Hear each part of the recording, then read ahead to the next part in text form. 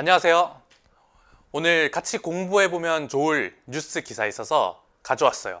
같이 읽으면서 한국어 표현 배워봐요.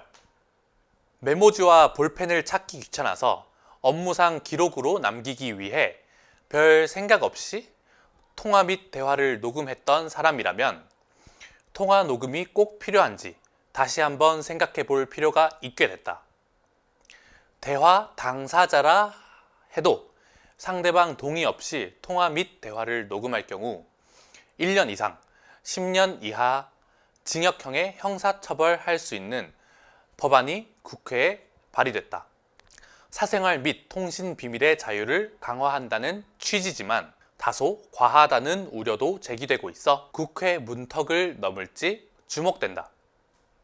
자, 메모지와 볼펜을 찾기 귀찮아서 업무상 기록.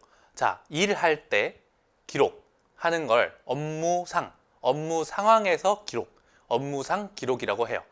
업무상 기록으로 남기기 위해서 별 생각 없이 통화 및 대화를 녹음했던 사람이라면, 그렇죠. 여기서 통화 및 대화를 녹음했던 사람이라면 하면서 이 사람이 다음에 어떻게 행동해야 될지 문법을 통해서, 문법을 통해서 표현하고 있어요. 아주 중요한 문법이에요. 통화 녹음이 꼭 필요한지 다시 한번 생각해 볼 필요가 있게 됐다. 무엇이 무엇한지 무엇 할 필요가 있게 되었다. 이런 뉴스 기사나 혹은 여러분이 논문 혹은 에세이, 대학교에서 뭐 에세이 쓰기 수업을 할 때 많이 쓸 수 있는 그런 표현이에요. 뭐 예를 들어서 다른 표현으로 바꿔보면 이런 법안이 꼭 필요한지 우리가 다시 한번 점검해 볼 필요가 있게 되었다. 이런 식으로 해서 여러분이 대학교 수업 과제로 작성할 수 있어요. 대화 당사자. 여기서 당사자라고 하면 본인이에요. 대화 당사자라 해도 상대방 동의 없이 통화 및 대화를 녹음할 경우, 무엇을 할 경우. 이 문장도 뉴스에서 많이 나오는 패턴이에요. 대화 당사자라 해도, 무엇이라 해도 상대방 동의 없이 통화 및 대화를 녹음할 경우, 뭐뭐 할 경우. 뭐 정치인이라 해도 법을 어겼을 경우. 이런 패턴 많이 사용해요. 1년 이상, 10년 이하 징역형. 징역형이라고 하면 감옥에 가서 벌을 받는 것을 의미합니다. 그리고 형사처벌이라는 단어가 나왔어요. 형사처벌이라고 하면 이제 어떤 잘못이 생겼을 때 사람이 다른 사람을 법원에 가서 고소하는 경우가 있어요. 이런 경우를 민사라고 하고, 경찰이, 정부가 어떤 사람이 법을 어겨서 예를 들어서 음주운전을 하거나 무단횡단을 했어요. 이랬을 때 이 사람을 잡아서 벌금을 주거나 감옥에 넣을 때 이걸 형사처벌이라고 합니다. 경찰과 사람이 만났을 때 형사처벌이 되는 거죠. 사람이 다른 사람을 고발했을 때는 민사가 됩니다. 형사처벌할 수 있는 법안이 국회에 발의되었다. 법안을 발의하다. 국회의원들이 새로운 법을 만들어요. 이때 국회의원들이 국회의사당에 모여서 새로운 법안을 만듭시다. 이렇게 얘기를 하는 것을 법안을 발의하다 라는 표현을 쓸 수 있어요. 사생활 및 통신 비밀의 자유를 강화한다는 취지지만, 여기서 취지는 목적이랑 같은 단어예요.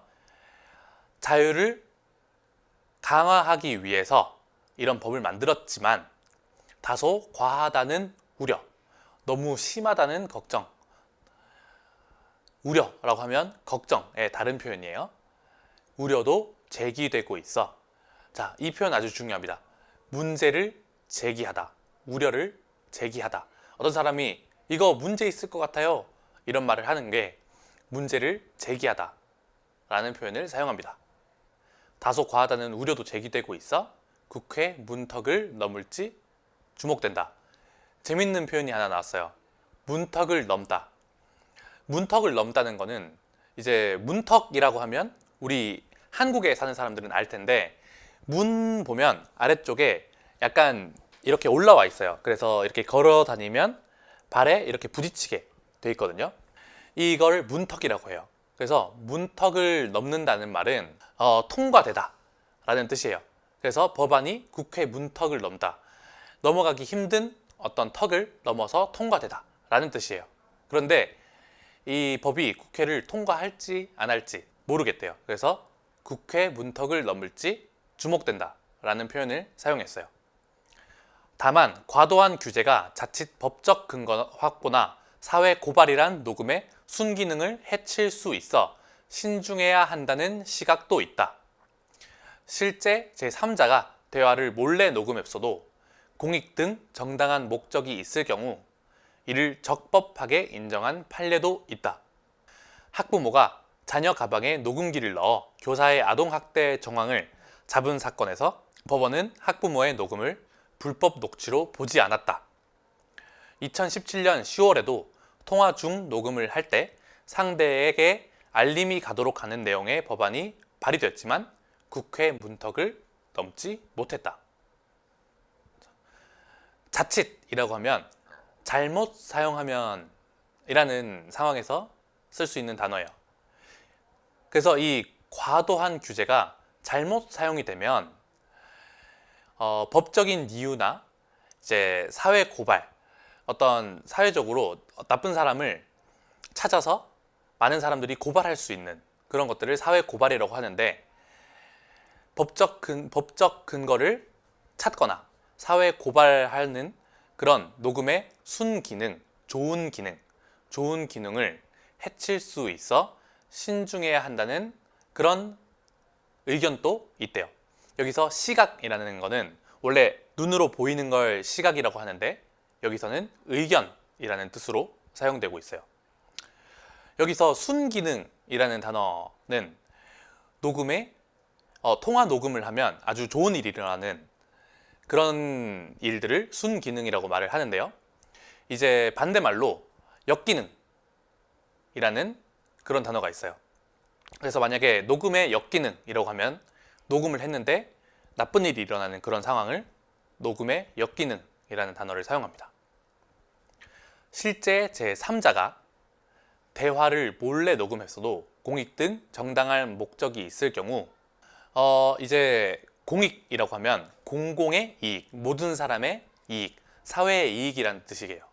이런 모두의 이익 등 아주 모두를 위해서 어떤 일을 했다면 적법하게 인정한 판례, 적법하다라는 것은 불법이 아니다 라는 뜻이에요. 불법이 아니게 인정한 판례, 재판 예시, 옛날에 재판했던 예시가 있다 라고 뉴스에서 말하고 있어요. 여기서 하나 더 알려주고 싶은 거는 공익처럼 앞에 공이 나오는데, 이 공이라는 한자와 사라는 한자가 반대되는 뜻이에요. 그래서 모두의 이익이라고 하면 공익, 실제로 개인의 이익을 사익이라고 말할 수 있어요. 또 여기서 사생활이라는 단어가 아까 뉴스에서 나왔는데, 이 사생활도 개인의 생활이 되는 거죠. 학부모가 자녀 가방에 녹음기를 넣어 교사의 아동학대 정황을 잡은 사건에서 아동학대 정황, 뭐 비슷하게 생긴 단어 없나요? 상황이랑 비슷한 단어라고 생각하면 돼요. 법원은 학부모의 녹음을 불법 녹취로 보지 않았다. 여기서 녹취라고 하면 녹음해서 가져갔다, 녹음한 그 파일을 녹취라고 합니다. 녹취하다 하면 녹음을 하다라고 생각하면 돼요. 이제 우리 소리를 녹취하면 녹음하다가 되고요. TV나 드라마 등 화면, 스크린을 녹취하면 녹화하다가 됩니다. 2017년 10월에도 통화 중 녹음을 할 때 상대에게 알림이 가도록 하는 내용의 법안이 발의됐지만, 상대에게 알림이 가도록 하는, 가게 하는, 상대에게 알림이 가는 그런 기능이 있는 내용의 법안이 발의됐지만, 앞에서 나온 표현이죠. 국회 문턱을 넘지 못했다, 국회에서 통과되지 못했다 라는 그런 뜻의 뉴스네요. 다시 한번 읽어보겠습니다. 메모지와 볼펜을 찾기 귀찮아서 업무상 기록으로 남기기 위해 별 생각 없이 통화 및 대화를 녹음했던 사람이라면 통화 녹음이 꼭 필요한지 다시 한번 생각해 볼 필요가 있게 됐다. 대화 당사자라 해도 상대방 동의 없이 통화 및 대화를 녹음할 경우 1년 이상 10년 이하 징역형의 형사처벌할 수 있는 법안이 국회에 발의됐다.